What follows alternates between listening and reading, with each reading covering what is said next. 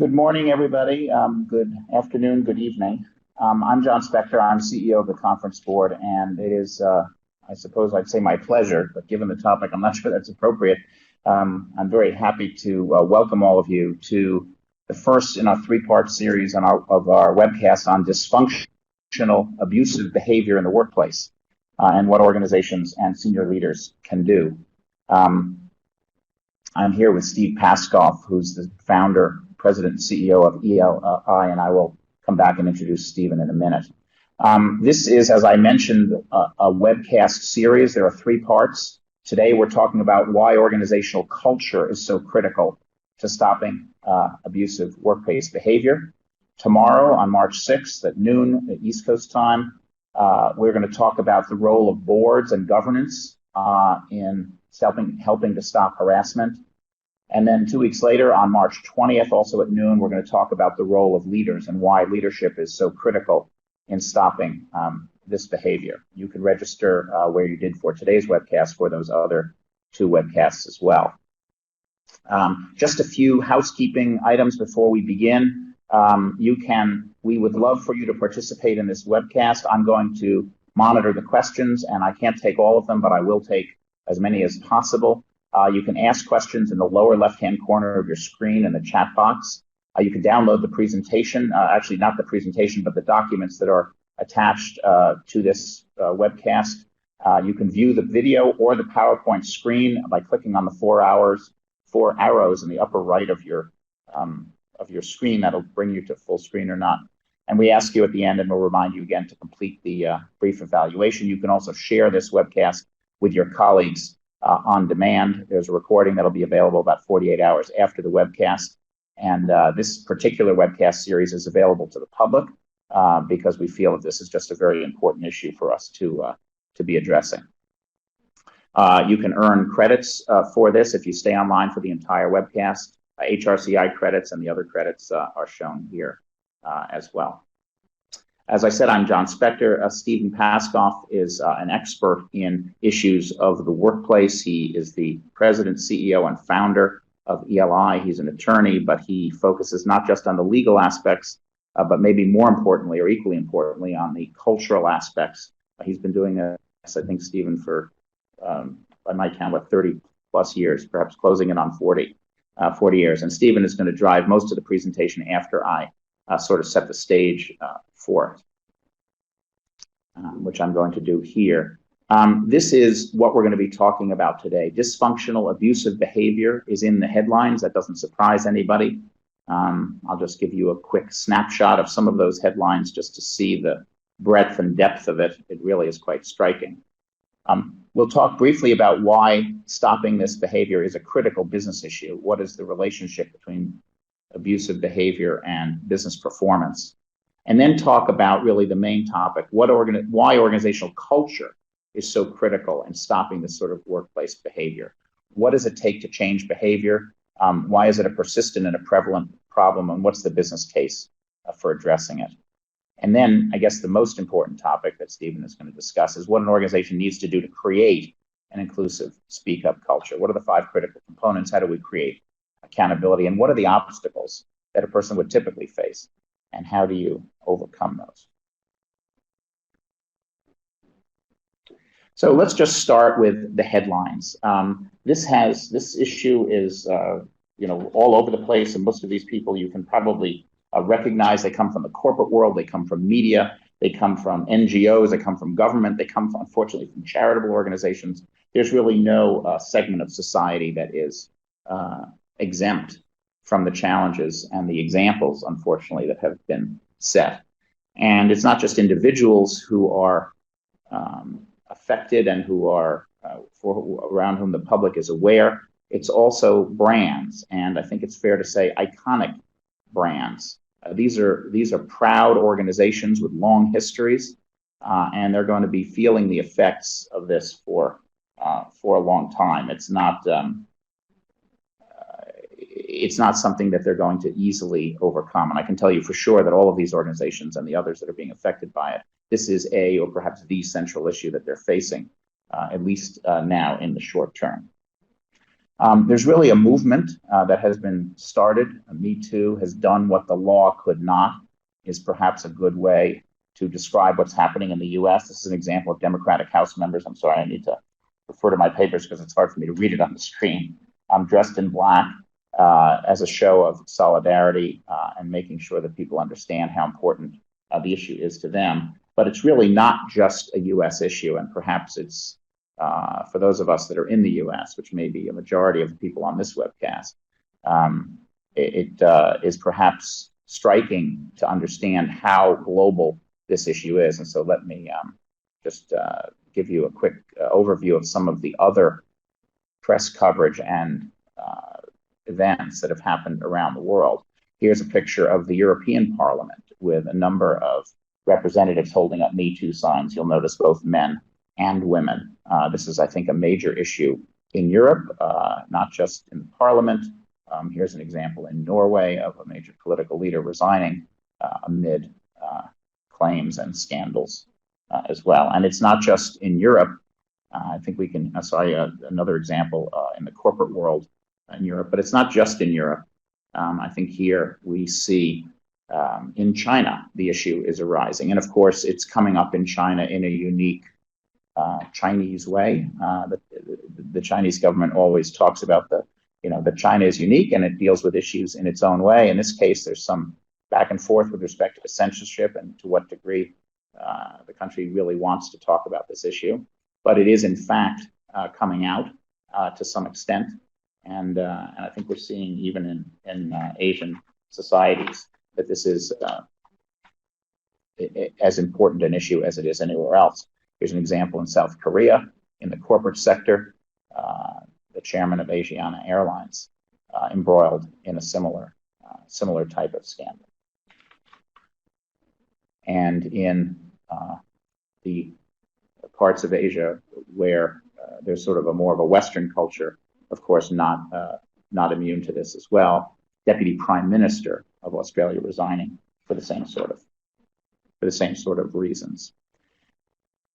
Are there some common threads? Are these just random events across countries, across organizations, across people, or are there some common threads? And it seems to me that there are actually some common threads. All of these organizations, political organizations, corporations, media companies, all of these organizations had a number of systems, policies, practices in common. They all had value statements of one sort or another. If they called it that or they called it something else. They all had policies. They all had HR staff. They had compliance structures. They had complaint systems. They had training programs, some more than others. But they all had the basic backstop that was supposed to prevent these sorts of behavior within an organization from happening. But what they also had in common was probably some of these features. Not all, and not always. But they also had clear abuses of power. They had organizational cultures which somehow ignored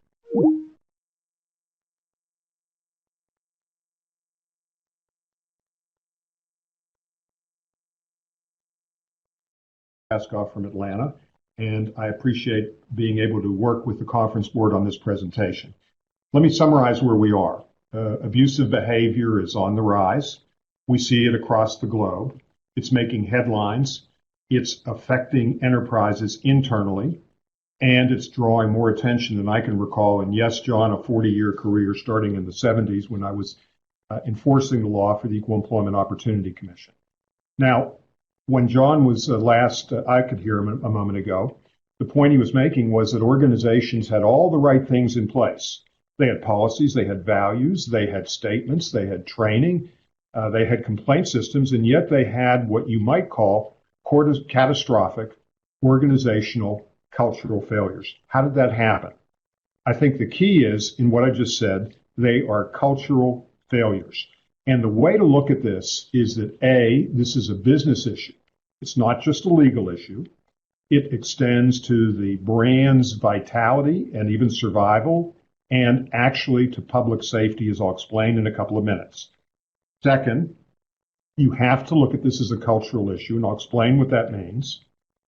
3, you have to change the culture in some ways that should be thought of as the way your organization would react in terms of any critical situation. I'll give you a formula, and then I'd like to talk to you about what I think is so critical in why change doesn't come and what leaders at all levels, as well as board members, must do to make sure that they don't have the kinds of behavior that are causing the sorts of damage, harm to individuals and enterprises that John spoke about. Could you please change the slide? I want to take you all to the OR because that's where I learned this lesson, and it goes back to 2004. I was asked by a prominent organization, I'm going to call it Hospital X, I never identify it, and you'll know why in a minute, to work with their leaders in their cardiac surgery OR. The leaders had great reputations. There were 2 who were internationally known. One had a building named after him. There was a crew of 7. And they took the highest risk cases. They had bad behavior. And I was asked to come in and have a role in seeing if I could solve it. The senior VP of HR asked me to come in initially and talk about all the things that you think of at top of mind, sex discrimination, sex harassment, race, religion, etc. And something about it made me think I better do a little bit more work. And with a colleague, I went to the institution and talked to people in the OR. I talked to all of the surgeons. I talked to anesthesiologists and allied health professionals.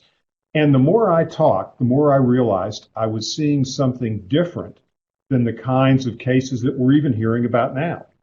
I heard of surgeons who would scream, yell, insult, ignore, dismiss, and humiliate the people around them in surgery. And around surgery at the time, that was looked at, that's sort of the way things are. Until I did a little bit more talking, I didn't realize the full extent of the problem. The problem was that you had surgeons whose impact on nurses and allied health professionals, and as I'll say in a moment, anesthesiologists, was causing them not to speak up. 2 nurses sat side by side. One told me that she came from a military family and she would not work for one of the surgeons, who I'll call Dr. X, working in Hospital X. And she said, and she meant it, that she would rather be in Iraq in the midst of combat then, which was very fierce, rather than work for that surgeon. The nurse sitting next to her said, I work for that surgeon and the other one just about every day. And every day when I leave that OR, I feel like I'm having the worst day in my life. I can't concentrate. I'm angry. I'm not focused.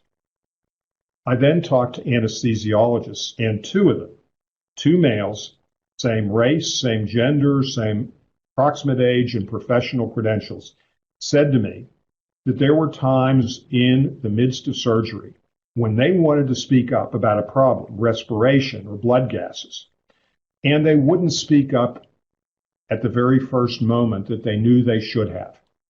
The reason, they said, was that they were concerned that one or the other of these 2 surgeons would get so angry at being challenged, so angry at being told something that he didn't see or perhaps agree with, that he would scream, he would yell, he would so disrupt the operation that it was more harmful or greater risk than to speak up than to keep quiet, and keep quiet they did, at least for some time. Now, I then went to the SVP of HR and shared with him the report that we had written. And he looked at it and he said, well, we don't have anything like race or sex or religion or age here. So he said to me, looking me right in the eye, I guess we're okay. And I thought to myself, no, you're not okay. You can't be okay. And the question I would ask all of you rhetorically is, would any of you want to be treated in that OR by that team with that type of behavior? And I thought to myself, there is something amiss here. And what that did was to cause me to look at behavior differently than I looked at from my pure legal background. Let's go to the next slide. What I realized is that when we talk about behavior, and I'm calling behavior in this case abusive in the sense that it interferes with organizational values or the statements of policy and commitment that are typically communicated in organizations that have those statements, and the fact that that type of behavior has a business consequence. Too often when we look at behavior, we wait until issues are at the top of that behavior triangle, the red spot where things are illegal. And when that happens, we say we've got to act. And what that does is by waiting that long and not looking at behavior in line with our values, which includes instances of illegality, we let behaviors occur that cause business harm. So here, what we've done is take a look at behavior in our own hierarchy.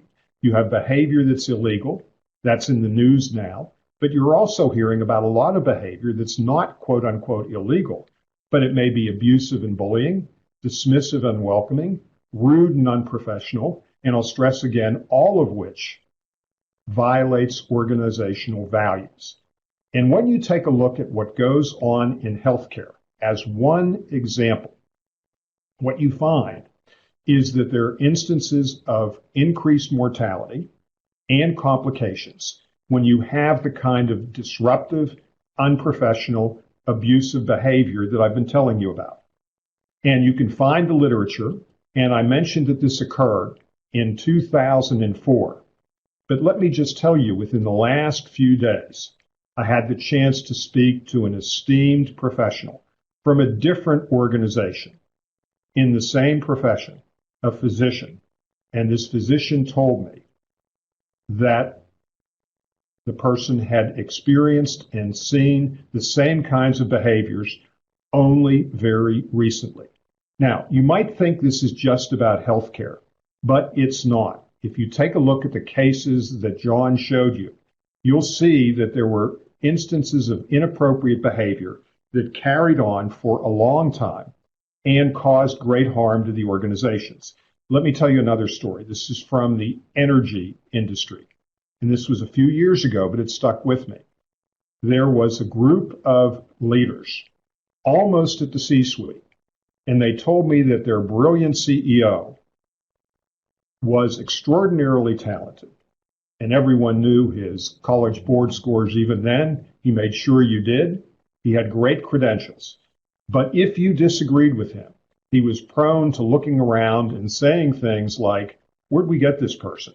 How did he pass our screening? What type of standards we have? Are you crazy? Do you really mean that? So I asked him, let me ask you this question. How does that affect you? And he said that there are instances when this type of behavior occurs, and I and my colleagues, we don't speak up. I asked him, did you have an incident like that happen recently? He said, yes. I said, what was the situation? He said, well, we were doing an acquisition, and I was on the team, and I saw a problem with the transaction. I said, did you say anything? He said, no. How come? He said, well, I thought that the CEO might disagree, so I kept quiet. But it was a serious flaw, and I felt I should speak up. How big a deal was involved here? That's what I asked him. $2 billion. And I'll never forget that. He told me then that abusive conduct in terms of fear of being insulted, demeaned, embarrassed in front of others caused him to keep quiet. And the risk of $2 billion of harm not addressed arose from this type of behavior. Now, if you read the literature, you'll find that episodes like this occur. And if you read the literature, quite often, it focuses only on costs of productivity. The reason why I wanted to start with the stories that I did is there's not just productivity involved, but there is also enterprise risk, not to mention brand damage, which we'll speak about too, but hardline enterprise risk to the institution, and as in the case of the surgeons in healthcare and other industries, other kinds of harm as well. Now let's take a look at the next slide. And in the next slide, which will be available for all of you later, you'll see that some organizations have calculated the cost of incivility. And I would say that incivility is the behavior that runs from the bottom to the top of the triangle that I just showed you. And what they show is that there's an estimated $14,000 per person. Take an organization of 50,000 employees and you have a $700 million loss. Take that number and multiply it by the number of people in your organization, if you're quote unquote typical, and you see you're talking about a serious loss of productivity. But that doesn't factor in, from what I can tell, the kinds of productivity harm, which are the consequent damages that I talked about another. What we're starting off this discussion, in other words, by doing is taking a look at business costs. And as John started out, you've heard of those brands that are on that screen in the news in ways that they wouldn't want to be talked about, heard about, or get notice of. Now we're talking internally in terms of the organization results. Now, the whole issue of inappropriate behavior in the Me Too movement is pervasive and spreading. This is a cultural phenomenon. And all those years that John talked about me being involved, he's right. This is new in terms of this intensity. So let's take a look quickly at a couple of slides. Next slide just shows you that according to the Equal Employment Opportunity Commission, 25 to 85% of American women have experienced harassment on the job. I've read that report. We were referenced in that report. And the harassment that they're talking about is not necessarily the most blatantly illegal behavior, but behavior that affects productivity, morale, concentration, retention, and internal and external branding as well. 16% of sexual harassment complaints filed with the EEOC are from men, and every year since 2010, over 12,000 sexual harassment complaints are filed with the EEOC. Let me go back and explain one area that caused me to think of that triangle. I was speaking to a colleague of mine who at the time was employed by the Department of Defense. His job was to investigate claims of harassment. And he told me that he said this, that in the Department of Defense, we have thousands of complaints a year, but only 3% of them have merit. The rest are dismissed, resolved, or settled. They're not a quote unquote big deal. And he said, but they really distract us because the 3% are so serious. And I remember sitting there and talking to him and thinking about it. And here's what I realized. And this was proven correct by the EEOC's report. The harm is not in the 3%. That's not the sole basis of it, in other words. The harm is in the 97% of those charges that are without merit and the thousands more that people don't file, but they're affected by inappropriate behavior every day. So that's the way to look at the issue. It's just not the tip of the iceberg that we hear about, but other behavior that typically follows. And again, it's not because there aren't policies. It's not because of the standards, all the things John mentioned. It's something else that's going on. And again, this is not just present in the United States. This occurs in other areas as well. Let's take a look at the next slide. As John mentioned, harassment is also noted in other parts of the United States, in Asia, and he has specific issues noted in Cambodia. Several years ago, I was in Vietnam, and I remember in Hanoi that people were talking about harassment as being an issue in their workplaces as well. And in Europe, it's also an issue, as John mentioned, and let's take a look at the next slide. So you'll see that one of every 3 women has been a victim of some sort of physical or sexual violence, as noted by the European Commissioner for Trade. And I and my colleagues know, in working with individuals across Europe, that the same kinds of issues, they may call them by different terms. They have different kinds of regulations. Some of them are strong, some of them are not. But the behavior, kissing, groping, flashing, rape, offensive behavior, as mentioned here, is an issue that always arises. So let's ask this question. How can this occur when there are complaint systems? And what's occurring? And let's go to the next slide. The problem is that instead of speaking up about harassment or abusive behavior, people commonly avoid the perpetrator, deny or downplay the gravity of the situation, attempt to ignore, forget, or endure the behavior, And what's striking in these statistics is that their first or most significant response is not to say, I've got a problem, let's address it. Before we go further, let me mention a point. This is a serious, serious problem. When people are working under conditions of abuse or harassment, as noted in the preceding segment, what's occurring is they're not focusing on their job. It's a distraction. It can cause harm to the product organization, cause lost productivity, can cause public harm. And yet, people see it as a personal rather than a business issue. And that, to me, is a core cultural problem that needs to be addressed. The whole issue is we need to flip the way behavior is looked at. And instead of thinking of behavior as a business nicety, we've got to talk about civility and professional behavior as a business necessity. So let me turn this back to John. And John, I know you've got some thoughts on this issue as far as what we've discussed. Thank you. The conference board.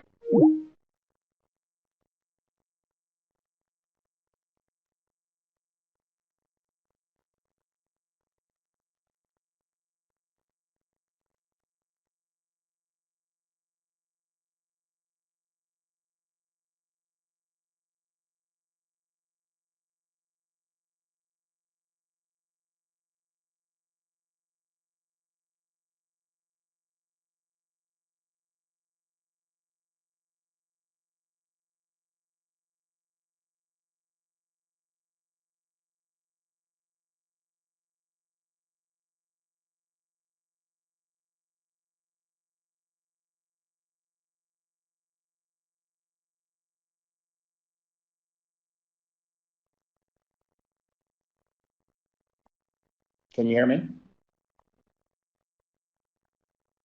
Okay, I really apologize here. Basically, we ask CEOs and C-suite executives what keeps them awake at night, and the strategies that they intend to deploy to address those challenges. And one of the strategies that they say is most powerful, whether it's addressing marketing challenges or business challenges, financial challenges, risk challenges, across the board, it's to encourage an open, safe, and transparent speak-up culture. It's very clear from Steve's comments and the examples that he gives how important this is. It's very clear that not all organizations achieve it. And what we're going to talk about now is how to achieve it. And one of the comments I want to make, and Steve, I'll come back to you at the end and ask you some questions about this, is it's hard to achieve it. It's not easy to create the kind of culture that we know that we need. I'm not trying to make excuses, but I think it is a challenge. It requires a lot of leadership, and it requires a lot of cultural behavior on the part of everyone in an organization. So I'll turn it back to Steve. I do just want to mention as I turn it back is that if you do have questions, I will monitor the questions. It's hard to interrupt Steve because he tells such compelling stories. But if you do have any questions, feel free to put them into the chat box in the lower left. And Steve, I'll try to pop them in if that seems to make sense. So back to you. Thanks, John. I want to agree with John. From what I have seen, the most difficult thing for an organization to do in terms of just about any issue that I've seen that deals with behavior or a problem or a defect or an operational issue is to get people to speak up. Years ago, in the early 90s, I worked with the nation's largest nuclear utility. And what happened is that people would not speak up about safety concerns. They would either keep it to themselves or hire a lawyer or go to the Department of Labor, or go to the Nuclear Regulatory Commission. The problem with that is it slowed down addressing the problem, and you can imagine the risks that that presents. That's the perfect model why you want people to speak up. And what I learned is that this is a cultural issue. It's really the same issue in healthcare. It's the same issue in financial services. It's the same issue in Hollywood. It's the same issue in the casino industries. In any enterprise, getting people to speak up is extraordinarily difficult. I mentioned the casino industry. When you read about the case, and we don't know exactly all the facts, there hasn't been a dispositive finding, but we do know that there were many people saying that the behavior of the CEO, Steve Wynn, was inappropriate. And yet, the quotes also say that no one filed complaints. Why? Because of the culture, which is probably either fear or a sense of it would be a futile act.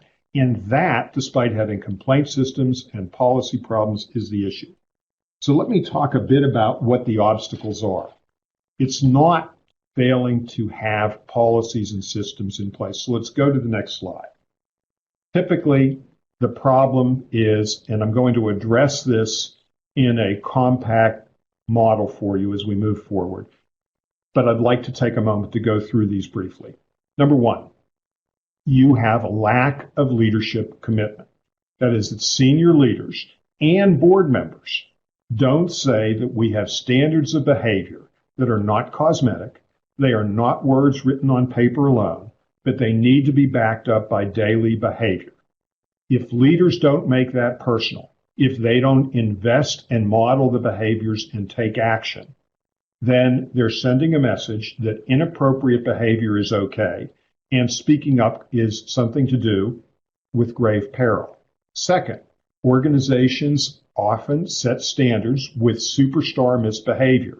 It's as if they had values that say, we will treat everyone with respect unless you bring in big revenue, are internationally known, or are hard to replace. When you do that, you diminish credibility, you diminish the willingness of people to come forward, and all the policies and hotlines in the world are not going to help you in terms of changing that and turning it around. Third, reliance on vague aspirations. Organizations may say, we believe in respect, but they don't define it behaviorally. Imagine what would happen if a company said, we want to have great sales, but never defined what that meant. They'd never do that. They'd say, we have a goal and a target, and they lay it out. Behavior needs to be defined with some specificity. You can't define it in every single dimension, but give people some general ideas with specific examples and then enforce them. Check the box measures means that too often behavior is looked at as completely a compliance initiative rather than a cultural business initiative. We did the training, we can check that off. We have policies, check. Hotlines, check. Messages, check. But we never really manage and communicate behavior the same way we would with any other serious business initiative. When all of those other items happen, you have a lack of trust, and people then don't pay attention to the systems and policies, no matter how effectively they are written. And when you talk about behavior, if you don't continually talk about it, if you don't make leaders have responsibilities for behavior in the same way that they have responsibilities for reinforcing sales commitments, quality commitments, service commitments, nothing happens in terms of the gross kinds of situations we saw. The last thing I'll talk about is really, excuse me for a moment, perhaps the most significant, and that is resistance to change. Telling people the standards, it's not hard. Think about the cases that John mentioned, the kinds of rank, outrageous behavior that you saw. Does anyone really think that those people involved had no idea whatsoever that it was inappropriate? Well, it's kind of similar with other kinds of offenders in an organization, and I'm making a generalization across the spectrum of organizational workplaces. The resistance to change means that people are thinking things like this. Everybody does it. I've always been this way. I'm a big producer. Nothing will happen to me. You can't say anything anymore. I'm tired of this. This is all politically correct. We've gotten too sensitive. And those are forms of resistance, and there are others that cause people to ignore standards, realize that they're going to behave differently, and think it's all right from a cultural point of view. So the question is, what changes behavior? And let's go to the next slide. Steve, before you do that, we've got a couple of questions. Can I can I put them up to you? Two questions in particular. One is, what's your sense? This is sort of a very broad question about the moment in time that we're in right now. What's your sense as to whether the Me Too movement is likely to have a significant impact? Will it change things, or will things continue, or is it too early to tell? And then I have a follow-up question. Honestly, I think it's too early to tell. We see a lot of initiatives that have a hot flame and then flame out. I think the only thing that will keep it alive will be the external momentum and energy and, frankly, pressure of people who want change as consumers or people who reject brands, and we've seen that in other contexts within the last several weeks. Internally, senior leaders have got to recognize that this is a business issue. If they will handle this like they handle other business issues, adapting to technology as an example, dealing with changes post 9/11 as another, then there will be long-standing change. But if they just look at it as a compliance issue or something to delegate to others and not think about it, then I think that this will not be lasting. It'll be temporary, and it won't be long-term enduring cultural change.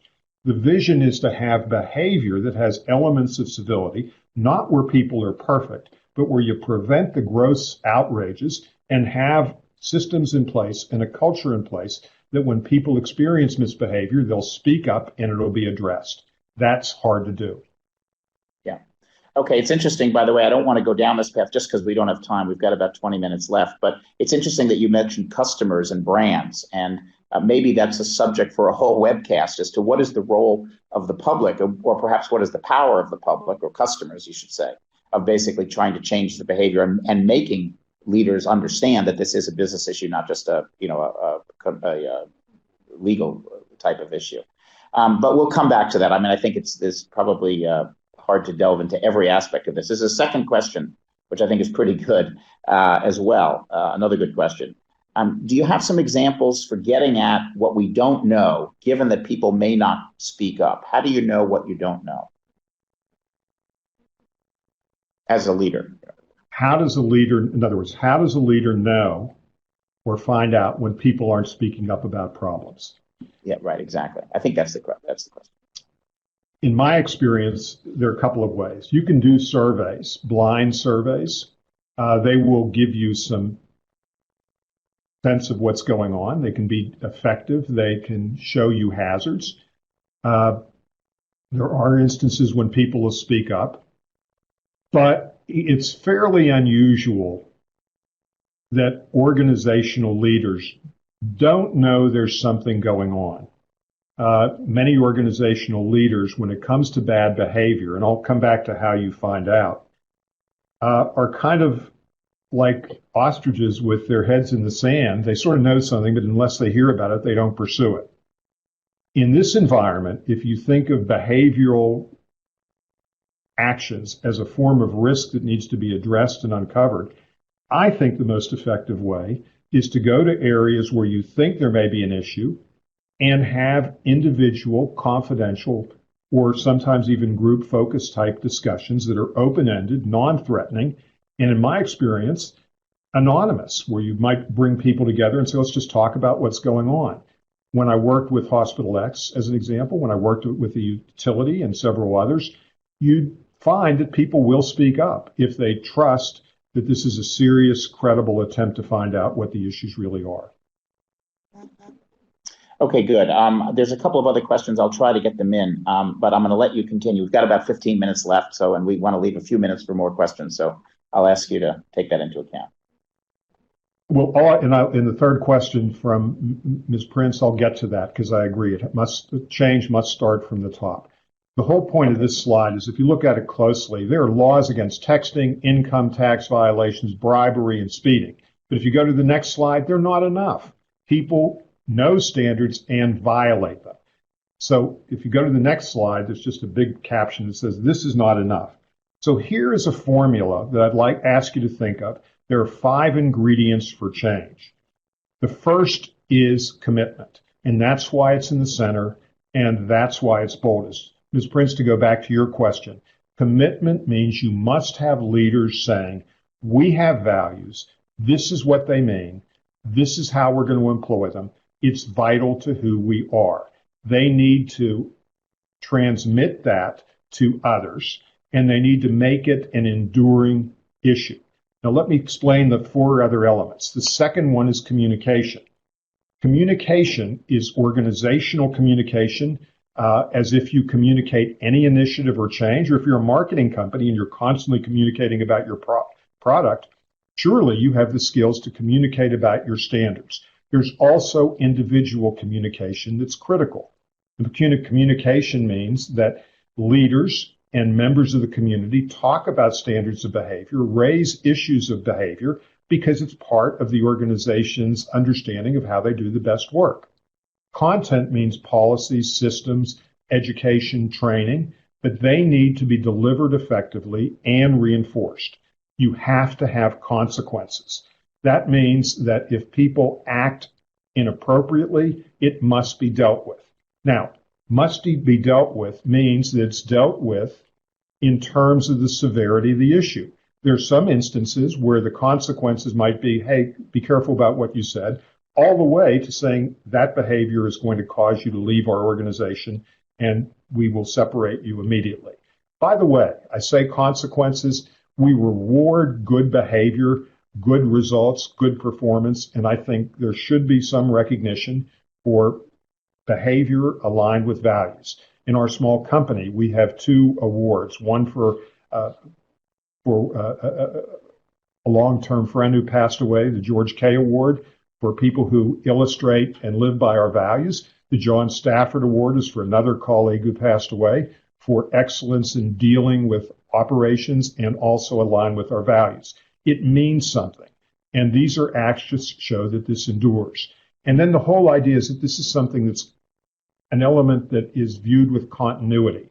If you look at removing bad behavior as a 6 months initiative, where we're going to do this training once a year and we're done, it will fail. It crossed my mind that you wouldn't go on a diet for a day and expect it to cause you or enable you to lose weight. This type of behavior change is got to be continuous. I'll give you a more positive example. You won't get fit if you exercise once and say, I'm done. So the idea of focusing on behavior with the same degree of continuity as other initiatives makes it cultural. A brief story about what culture is all about. I know we have people around the country, but without saying the name, unless I have to, I will tell you that we come from a city in Atlanta that has the finest beverages, soft drinks in the history of the universe. That's the way we feel. And I was having lunch a few years ago with a friend of mine who was responsible for culture and inclusion, diversity, also for compliance issues. And I asked him what would ever happen if somebody brought the competing products of this organization into this great soft drink beverage company. He said it would never happen. We never would let it occur. It's just unthinkable. And I asked him, how much do you spend a year making sure that doesn't happen? He said, nothing. It becomes cultural. That's the idea about behavior. Now, I said that there were instances of conceptual resistance. We live in highly charged times. And I do want to say, as we begin to wrap up, that sometimes people say, when you talk about how we treat one another and how we act, and it's a two-way street, it's got to be mutual. It's not just a leadership responsibility, it's a team responsibility. People will say, this is politically correct. And you know what? I say to them, if you want to call it politically correct, I agree, but let's start where the politics of our country began. If you'll just turn the slide, please. George Washington, when he was a young man, wrote rules of civility and decent behavior in company and conversation for everybody. Now, he had his flaws. His fact that he was a slaveholder is abhorrent in our lives, but he was the father of our country. And I'd like to just quote several of his comments that were written. He actually used these to learn how to write. He didn't write them and create them, but he lived by them. His first rule: every action done in company ought to be with some sign of respect to those that are present.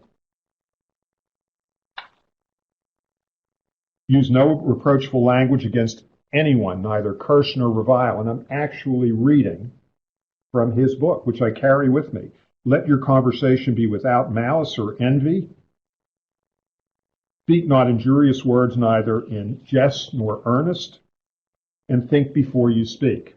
Now, those are rules that, had they been followed in our world right now, would have prevented the kinds of cases, instances, and business harm that John mentioned at the beginning.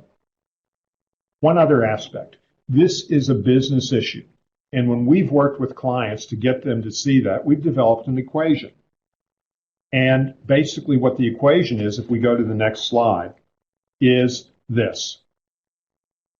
Think of what civility is. One more slide, please. And basically is you want to get the best talent.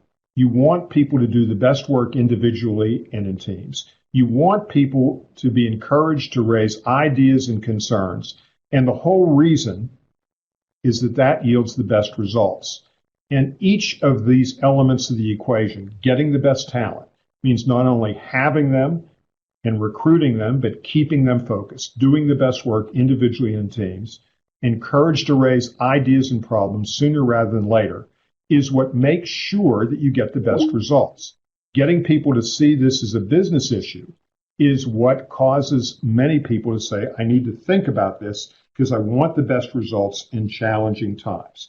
And whatever you do in terms of your communication, the thought is, and we'll go to the next slide, and then John, after this, we have one more, is whatever you're talking about, make it matter to those with whom you work. We talked about the business case because people can then see a link between professional civil behavior, what we call civil treatment, and results. Talk in plain language. It's not helpful to use complex legal terms. Cite regulations unless you're talking to a legal compliance group. Focus on behavior and repeat it. So in our words, we say, make your commitment to civility matter, simple to understand, and keep it alive so that, in essence, you make it stick. And finally, a model for leaders to bring civility into their workplaces. Your leaders have got to model your values. If it's all talk, then people will ignore it. But they do have to communicate and integrate your values and behaviors into daily interactions. In some clients that we have, I am proud to note a Georgia client in the Southern Company. They're an electric utility, and you go into their offices, they talk about safety and behavior before you sit down. It's part of their culture. Hold people accountable in terms of either recognizing good behavior or dealing with instances of misbehavior. If you're a leader and you ignore bad behavior, you're saying it's acceptable. Building an open culture is letting people know, not just through policies and statements. Remember, everybody has them, that you really want to find out about issues. Talk to people and say, if there are problems, I want to hear about them. Take time to listen and then act. And this communication, by the way, is a two-way street. It's a dialogue between the person raising the issues, who has to be able to learn to raise them, I think, in a way that helps make them be heard. And then listening and responding back and forth is critical. And then follow up and reinforce. This is a long-term, enduring initiative.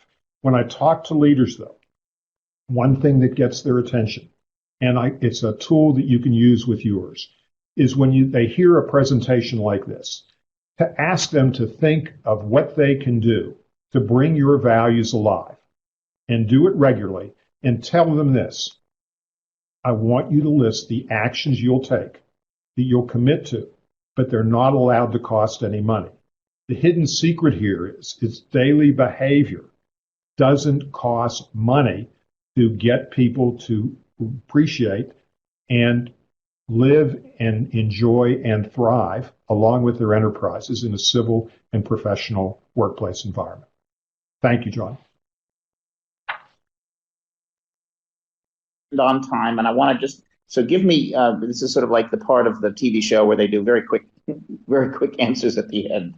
There's been a couple of questions raised. If I have time, I'm going to add a third one in. The first one was, I think, a question that you sort of have indirectly discussed, but maybe you want to comment on it briefly. The gist of the question is, doesn't it have to start from the top down? I mean, you've talked about the responsibility for people at all levels, but doesn't it have to start from the top down? It absolutely must. Otherwise, it's seen as an individual initiative.